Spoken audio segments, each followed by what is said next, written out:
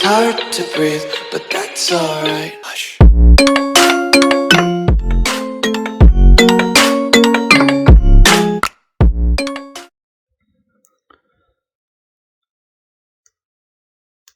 Hello everyone.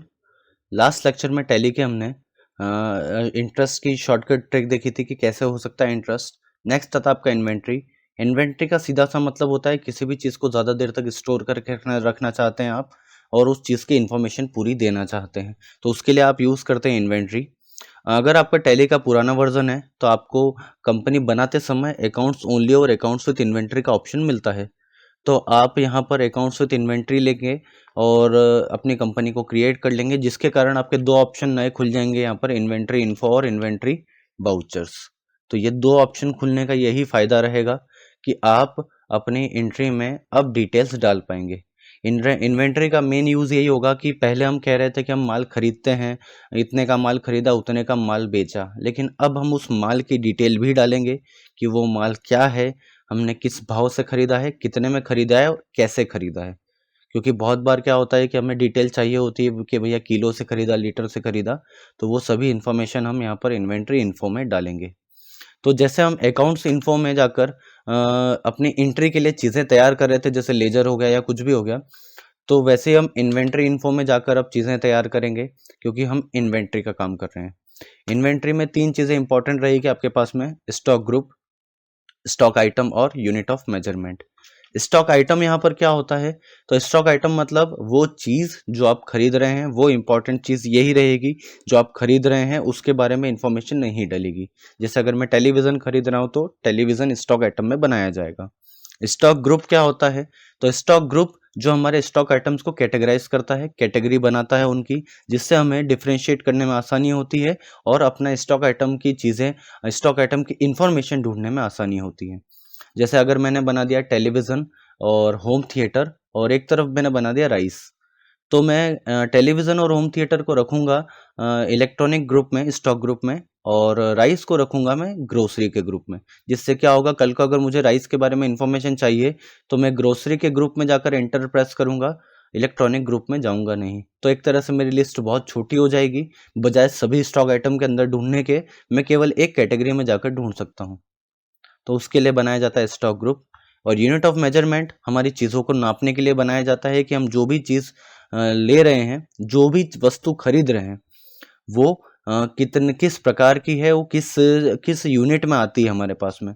जैसे मान लीजिए अगर मैं राइस ही खरीदने गया तो मैं किलो में खरीदूंगा, बट अगर मैंने वो ही टेलीविज़न खरीदा है तो टेलीविज़न के लिए फिर मैं किलो या लीटर यूज़ नहीं कर पाऊंगा, मैं वहाँ पर यूज़ करूँगा नंबर्स।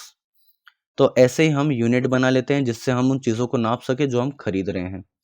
सबसे पहले हम स्टॉक आइटम बना लेते हैं। यहाँ पर स्टॉक आइटम में जाएंगे।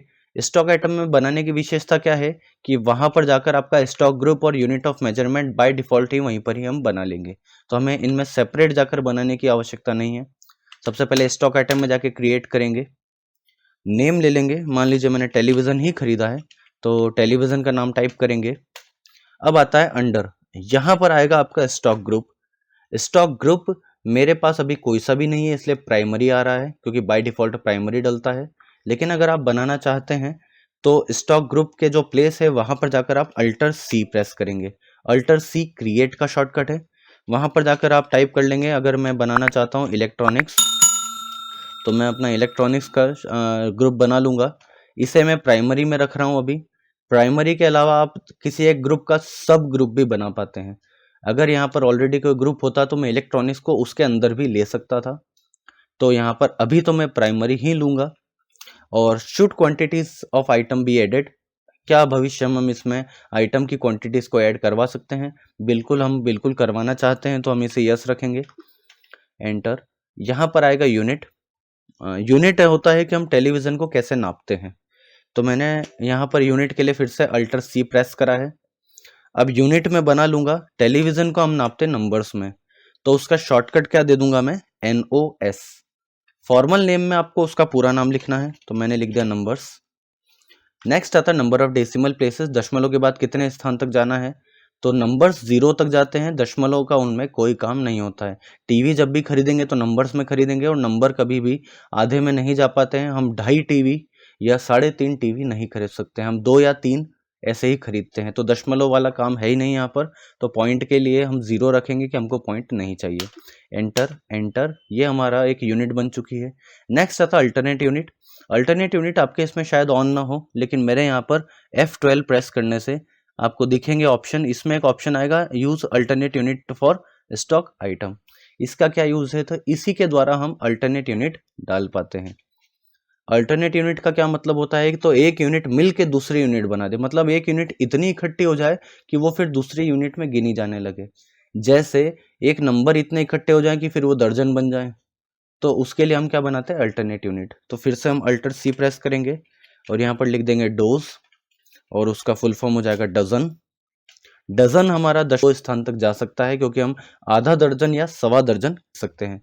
तो दशमलव में 2 स्थान तक रख लेता हूं मैं इसे। नेक्स्ट आता है 1 dozen is equals to 12 number के। यहाँ पर आपसे पूछेगा कि 1 दर्जन अल्टरनेट यूनिट है, वो फर्स्ट यूनिट के कितने नंबर के बराबर है। तो मैंने बोल दिया 1 डजन बराबर 12 नंबर के। एंटर एंटर करके इसे एक्सेप्ट करवा लेंगे, तो ये हमारा स्टॉक आइटम क्रिएट हो गया और इसके साथ में एक ग्रुप और यूनिट भी बन चुकी है। अब हम इसके लिए एंट्री देखेंगे कैसे होती है। बहुत लोगों को लगता है कि अगर इन्वेंट्री इन्फो में चीज़ें बनी हैं तो एंट्री भी इन्वेंट्री वाउचर में होगी, ऐसा नहीं है। अगर आप खरीदने या बेचने की एंट्री कर रहे हैं तो वो तो अभी भी अकाउंटिंग वाउचर में ही की जाएगी। इसके लिए हम खरीदने वाले में परचेस में जाते हैं। यहाँ पर पहले हम एज वाउचर ले रहे थे क्योंकि हम नॉर्मल एंट्रीज कर रहे थे, लेकिन अब हम एज इनवॉइस में ही एंट्री करेंगे। पार्टी नेम ले लेंगे जो हमें जमता है, अगर आप चाहें तो कैश भी रहने दे सकते हैं, ऐसी कोई प्रॉब्लम नहीं है। नेक्स्ट आता परचेस का लेजर, तो यहाँ पर आप परचेस का लेजर रख देंगे, लिखा हुआ है वहाँ पर परचेस लेजर। नेक्स्ट आता आपका नेम ऑफ आइटम, यहाँ पर आपको अपना आइटम लेना है। हमने बनाया था टेलीविज़न, तो वो शो हो रहा है यहाँ पर। अगर मान लीजिए क्वांटिटी हम लेना चाहते हैं 10, तो यहाँ पर लिख देंगे क्वांटिटी हम 10। नेक्स्ट आएगा रेट। रेट आपसे पूछ लेगा कितना देना है। मान लीजिए मैंने दिया 25,000, तो एक टीवी मुझे रहेगी 25,000 रुपये की, तो टोटल मैं 2.5 लाख का माल खरीद लूंगा क्योंकि 10 टीवी है। एंटर एंटर करके इस एंट्री को एक्सेप्ट करवा लेंगे। नरेशन में आप अपने हिसाब से जो भी लिखना चाहें वो लिख सकते हैं। Enter enter. तो ये था आपका इन्वेंट्री का इन्फो, जिसमें हमने स्टॉक ग्रुप बनाया, स्टॉक आइटम बनाया, यूनिट बनाई, और यहाँ पर हमने एक एंट्री भी करके देख ली कि परचेस में उसकी एक एंट्री कैसे होती है।